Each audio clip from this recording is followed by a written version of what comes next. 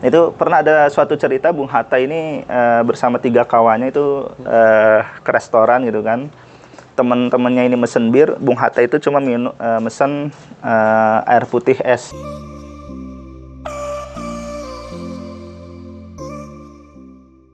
Bismillahirrahmanirrahim. Assalamualaikum warahmatullahi wabarakatuh. Ketemu lagi di Ngobras, ngobrol bareng sejarah dari komunitas Jejak Islam untuk Bangsa. Nah, kita ketemu lagi dengan Sabta nih, setelah sekian lama kita nggak tayang sampai ya Ngobrasnya.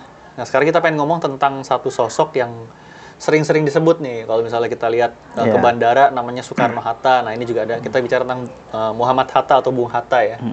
Ini kan sosoknya ya pasti terkenal lah di Indonesia. Cuma sayangnya menurut saya nih, masih belum banyak yang tahu sosok seperti apa sih Bung Hatta itu. Bahkan kita nyari buku-bukunya, apa ya buku yang dicari gitu kan. Ini kita akan coba bicara salah satu rekomendasi buku ya Sap ya, tentang Bung Hatta. Apa nih buku, apa nih, coba bisa cerita kira-kira. Buku yang kita bahas hari ini sebenarnya karya dari Muhammad Hatta sendiri. Ini judulnya Memoir gitu. Jadi ini adalah sebuah buku autobiografi. Jadi autobiografi itu adalah buku yang ditulis emang oleh si tokoh itu sendiri. Dia menceritakan pengalaman hidupnya dari masa kecil hingga sampai pada saat itu ia hidup gitu. Kalau nggak salah ini juga diterbitkan versi barunya itu judulnya oleh Kompas, yang terbaru adalah apa ya? Saya lupa. Dari Rotterdam apa gitu ya kalau salah. Iya, ada juga yang versi barunya ya? sama. Memoir juga. Iya. Dan dipisah menjadi 3 jilid kalau nggak salah ya? Iya, yang terbaru itu dipisah menjadi 3 jilid, judulnya Untuk Negeriku. Oh, Untuk Negeriku. Iya. Untuk Negeriku. Tapi kalau ini yang versi cetakan lawasnya, judulnya adalah Memoir karya Bung Hatta. Terbitan tahun? Ini tahun berapa 70-an ya? 70-an ya kalau nggak salah. 70 atau 80. Gitu, ini termasuk buku langka sih memang. Iya benar. Tahun 79 ini yang saya punya cetakan pertama. Diterbitkan oleh Tintamas. Nah, kalau misalnya baca buku ini sebenarnya secara umum apa sih yang menarik di Bung Hatta? Kenapa harus Bung Hatta gitu? Ya, pertama Bung Hatta itu kan salah satu proklamator kita ya, proklamator kemerdekaan Indonesia. Sehingga kalau kita ingin memahami bagaimana perjuangan Indonesia, bagaimana konsep Indonesia itu dirumuskan, atau bahkan cita-cita para pendiri bangsa Indonesia ke depannya mau gimana, itu salah satunya ya dengan membaca bagaimana kisah hidup dan pemikiran dari sosok Bung Hatta, ya kan. Jadi dia bukan hanya sebatas wakil presiden doang, tapi juga ya dia adalah sosok salah satu ya bapak pendiri bangsa ini gitu. Sehingga cukup banyak kiprah dan pemikirannya yang kemudian mempengaruhi Indonesia ini gitu. Ditambah lagi ya Bung Hatta ini memang salah satu tokoh bapak bangsa yang emang secara pemikirannya itu ya memang sangat luas gitu ya. Kalau kita lihat kan kumpulan tulisan Bung Hatta itu sangat banyak sekali tuh. Benar-benar. Yang masih terbitin sama LP3S ya. Iya, kalau nggak salah sampai berapa jilid? 10 jilid gitu ya kan. Dan itu beda-beda itu tulisan semua tuh isinya. Tulisan, rangkuman pidato segala macam. Bagus tuh tulisannya. Gitu. Dan jarang ada tokoh bangsa kita yang menulis sebegitu banyaknya. Gitu. Konsisten ya. Dan konsisten gitu. Karena memang Bung Hatta ini ya selain dia politikus, aktivis, dia juga memang seorang intelektual gitu. Pemikirannya ya mulai dari bidang ekonomi, filsafat, itu kan sejarah, sosial, itu dia menguasai gitu. Sehingga ketika dia berbicara soal negara itu dalam berbagai aspek itu dia ya sangat menguasai sekali. Pengetahuan juga luas ya. Iya, betul. Jadi kalau kita mau baca Soekarno itu baca Cindy Adams yang Penyambung Lidah Rakyat, itu versi autobiografi tapi tulis sama Cindy Adams sebetulnya. Nggak autobiografi, sama wawancara lah. Nah, kalau Muhammad Hatta Memoir nih. Iya, betul. Tapi ada nggak sih kisah-kisah menarik yang mungkin banyak orang belum tahu lah. Orang kan taunya Muhammad Hatta proklamator. Terus apalagi tuh puasa, terus sempat ditahan Belanda, diasingkan Belanda gitu. Itu kan yang di sejarah umum lah ya. Ini ada kisah-kisah menarik nggak ya mungkin yang perlu di-spill lah. Nah, gitu. salah satu keuntungan kalau kita ngebaca autobiografi itu kadang kita menemukan bagaimana kisah-kisah detail yang sangat menarik gitu, termasuk bagaimana pemikiran dan perasaan si tokoh itu gitu. Jadi kalau kita ngebaca autobiografi itu kadang kayak baca novel aja gitu. Tapi ini emang beneran pernah terjadi dan pernah dipikirkan dan dirasakan oleh si tokoh itu gitu. Jadi itulah yang membedakan kalau kita ngebaca biografi yang ditulis oleh orang dengan autobiografi itu. Makanya di sini nanti kita bisa melihat nih banyak bagaimana kesan dan pemikiran Bung Hatta terhadap berbagai hal. Misalkan tentang kakeknya, tentang tokoh-tokoh pergerakan lain dan sebagainya macamnya. Pertama misalkan tentang kakeknya. Banyak orang yang nggak tahu kalau ternyata Bung Hatta itu adalah cucu seorang ulama besar dari Sumatera Barat. Itu adalah Syekh Abdurrahman atau yang biasa dikenal sebagai Syekh Batu Hampar. Oh gitu. Nah itu kalau kita membaca di penelitiannya Profesor Adjumadi Ajra tentang surau di Sumatera Barat, Profesor Adjumadi Ajra itu mengatakan bahwa surau paling besar dan yang paling semarak lah ya. Iya, paling semarak dan paling ramai dan paling konsisten dalam belajar mengajar itu adalah Surau Batu Hampar yang didirikan oleh kakeknya Bung Hatta ini. Itu di Tinggi berarti. Bukit Tinggi. Nah, makanya Bung Hatta ini sebenarnya sejak kecil itu dia ya hidup di lingkungan keluarga yang sangat religius gitu. Bukan hanya sebatas religius taat ibadah doang ya, tapi memang keluarganya itu benar-benar keluarga seorang ulama gitu, yang memahami Islam secara mendalam gitu. Nah, tetapi kemudian kedua orang tua Bung Hatta ini kan ayahnya kan meninggal gitu, sehingga Bung Hatta itu diasuh oleh pamannya.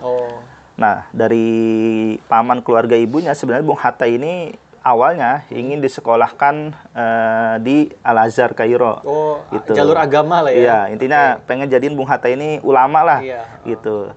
Tapi kemudian oleh Bung Hatta sendiri, ia merasa bahwa ia merasa kurang memiliki passion lah kalau harus mendalami agama. Gitu. Makanya dia kemudian memilih untuk ya berada di jalur ilmu pengetahuan umum saja yang dia dalami. Gitu. Tetapi sejak masa kecilnya Bung Hatta ini memang sudah rajin mengaji itu, membaca Al-Qur'an di Surau Batu Hampar itu. Tradisinya orang Minangkabau lah ya. Sekolah jalan tapi surau juga jalan gitu. Iya, betul. Di sini ya disebutkan oleh Bung Hatta bagaimana ketika kecil setiap sore dia pergi ke surau Batu Hampar. Di sana dia belajar memperlancar baca Al-Qur'an bersama guru-guru ngaji di sana gitu kan.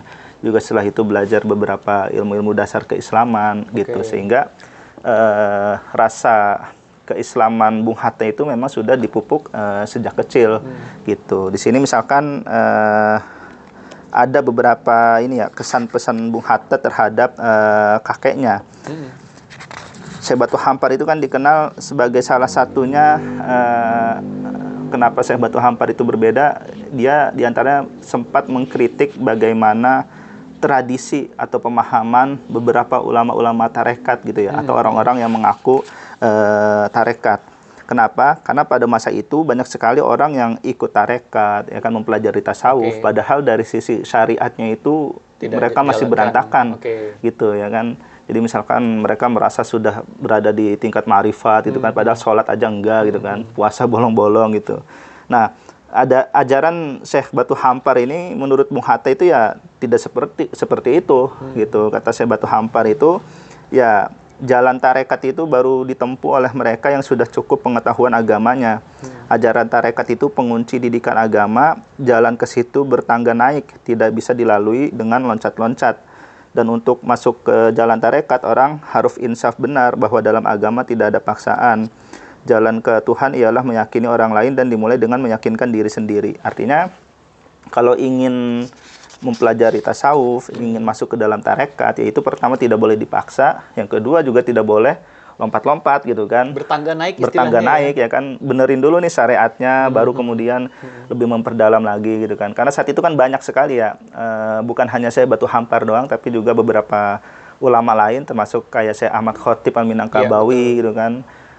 Itu mengkritik bagaimana perilaku orang-orang di tarekat tetapi menyimpang dari syariat gitu. Nah, salah satunya ya Bung Hatta, kakeknya Bung Hatta inilah yang kemudian mengkritisi hal itu, dan itulah yang kemudian pesan-pesan yang sangat dipegang gitu oleh Bung Hatta gitu. Jadi meskipun Bung Hatta secara pemikiran keilmuannya tidak mendalami Islam, tapi kalau kita bisa melihat kepribadiannya itu sangat-sangat Islami sekali gitu. Seorang Muslim yang memang taat gitu, meski dia dididik di sekolah Belanda ya kan, bahkan sampai ke negeri Belandanya gitu.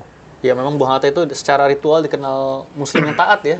Walaupun secara politik pemikiran sekuler sebetulnya. Nanti kapan-kapan kita akan bahas tentang bagaimana pertarungan politik tentang negara, tapi memang menarik sih. Saya pernah baca juga Bung Hatta itu gimana dia sangat anti dengan minuman keras gitu. Iya. Jadi di sebagian kultur anak sekolah Belanda minum-minum sebagai lulusannya di pejabat, nah dia anti banget sampai dia minta disingkirkan gitu ya. Di sini memang Bung Hatta tidak menceritakan sih, tapi saya membaca di buku lain itu ada cerita bagaimana Bung Hatta itu ya emang benar-benar anti minuman keras gitu ya kan. Jadi di Belanda itu kan biasa minum bir gitu kan atau minum wine gitu kan, biasanya untuk ya melepas lelah dan segala macam gitu kan. Biasa mahasiswa kan capek belajar, apalagi aktivis gitu kan, habis capek demo segala macam, itu biasanya minumannya itu bir gitu kan.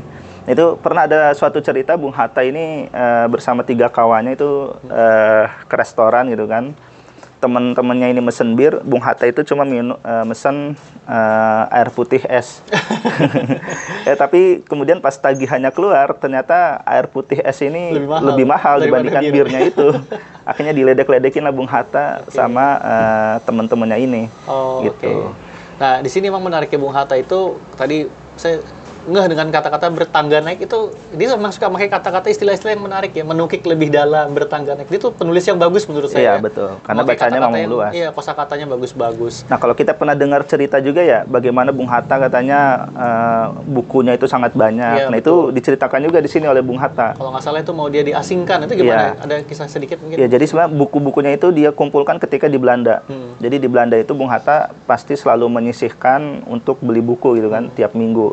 Nah, itu lama-kelamaan bukunya itu di kamar itu numpuk, ya kan. Sampai suatu ketika ia pulang dari Belanda, itu sudah sampai kurang lebih 16 peti gitu lah. Jadi kayak semacam ya peti kayu gitu ya kan. Ya itu isinya buku semua tuh, 16 buku.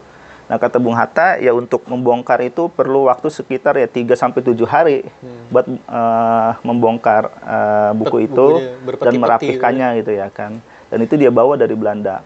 Nah, ketika dia kemudian nanti diasingkan pertama ke Digul ya kan, ke Papua, itu juga dibawa oleh Bung Hatta. Jadi ya kan? mau diasingkan pun dia bawa buku ya? Bawa buku gitu. Nah, dan kalau nggak masalah dia sempat bilang, ya dia nggak peduli diasingkan, yang penting dia bisa sama-sama buku gitu ya. Itu kan pernyataan yang cukup populer juga ya dari Bung Hatta. Dia nggak peduli mau dipenjara, mau diasingkan, ya selama dia bisa membawa buku-bukunya gitu. Nanti dari Digul dia ke Banda juga buku-bukunya diangkut semua ke sana. Jadi selama di pengasingan itu ya Bung Hatta itu benar-benar disiplin gitu.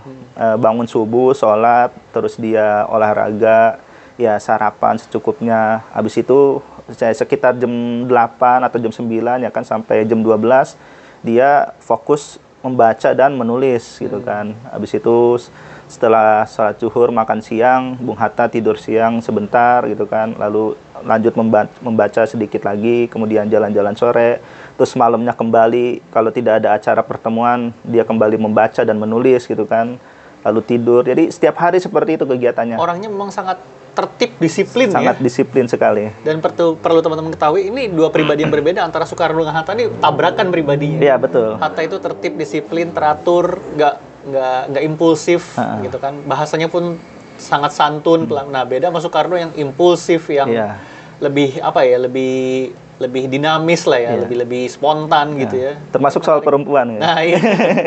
Bung Karno itu kan sejak masa muda itu dia udah menikah, bahkan sebelum kemerdekaan itu udah berapa kali nikah dia, sudah 2 kali gitu kan. Nah, sangat ini terbuka lah ya soal perempuan. Bung Hatta ini beda. Dia bahkan bersumpah gitu kan tidak mau menikah kecuali Indonesia sudah merdeka gitu ya kan. Nah, itu memang pribadi yang menarik dua-duanya. Dan ada cerita juga kan di Belanda itu ketika mahasiswa Bung Hatta itu ya dideketin oleh perempuan-perempuan sono lah, orang-orang bule gitu kan.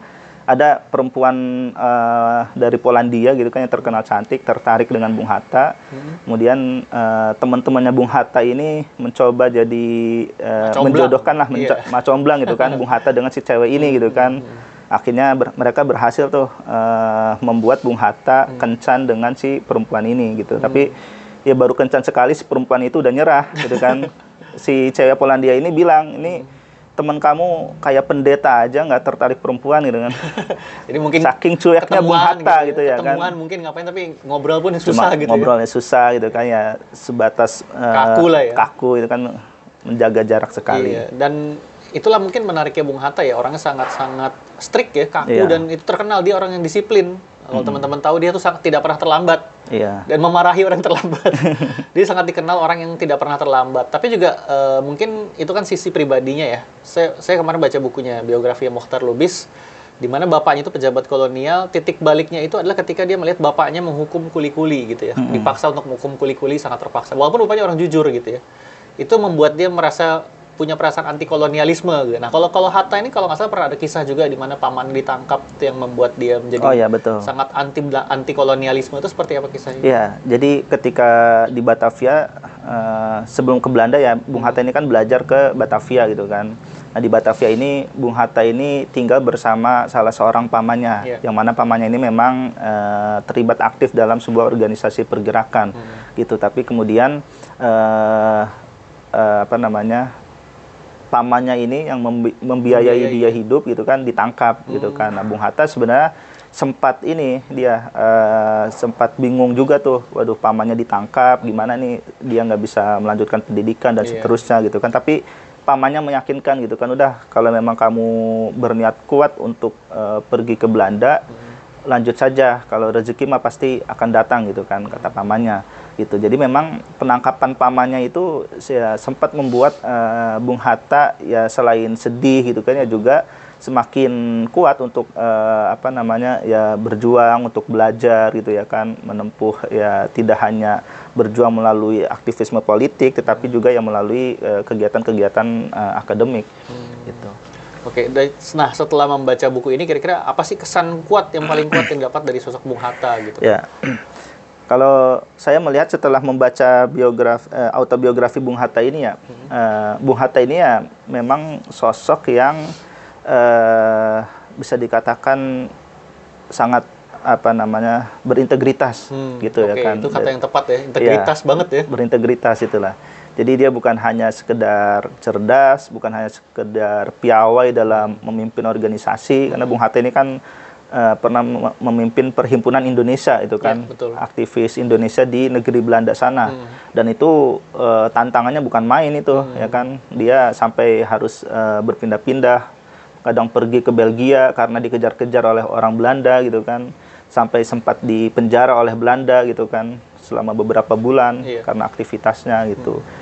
Artinya Bung Hatta ini berhasil memadukan antara aktivisme politik dia dengan kegiatan intelektual dia. Wah, itu gitu. Menarik, Jadi ya selain itu ya tentu bagaimana kekuatan sikap dia ya, maksudnya sebagai pribadi yang benar-benar menjaga integritas, yang memang benar-benar bisa menjaga kepercayaan terhadap orang lain, dan yang paling penting itu adalah bagaimana Bung Hatta ini ya meskipun dengan sosok yang berbeda pemikiran, tapi Bung Hatta ini mencoba merangkul gitu, mencoba mempersatukan gitu, bukan justru untuk mempertentangkan gitu. Makanya meskipun dia tahu berbeda pemikiran dengan Bung Karno ya kan, tetapi dia juga mencoba untuk tetap bekerja sama gitu ya, termasuk dengan orang-orang komunis sekalipun. Di sini ya diceritakan gitu bagaimana pertemuan Bung Hatta dengan Tan Malaka, dengan Semaun, dengan Darsono gitu ya kan. Legend-legendnya komunis lah ya. Bung Hatta tahu bahwa ya dia nggak setuju dengan komunisme, bahwa mereka orang-orang yang berbeda gitu kan, tetapi ya demi perjuangan rakyat Bung Hatta mencoba mencari strategi bagaimana caranya ya agar ya persatuan ini bisa terjaga gitu loh.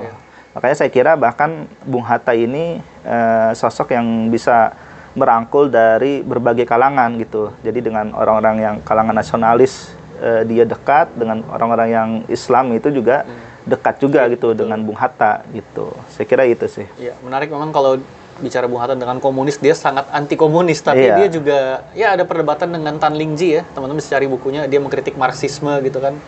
Tapi juga dia satu sisi memang pemikiran juga dekat sebetulnya ya, bukan komunis tapi lebih dekat dengan orang-orang komunis, dengan sering ngobrol, sering sering berdiskusi gitu ya. Nah, teman-teman mungkin itu yang kita bisa bahas ya untuk buku Memoir Bung Hatta, bisa dicari yang versi barunya untuk Negeriku ya tadi ya. Ada biografi lain dari Deliar Nur juga nulis tentang Bung Hatta, Marvin Rose juga. Nah, saya pikir Bung Hatta memang benar kata Sapta, itu sosok yang sangat berintegritas yang mungkin sangat sulit kita temukan saat ini dari sisi politisi ya gitu ya. Oke Sapta, terima kasih. Mudah-mudahan bermanfaat bagi teman-teman. Assalamualaikum warahmatullahi wabarakatuh.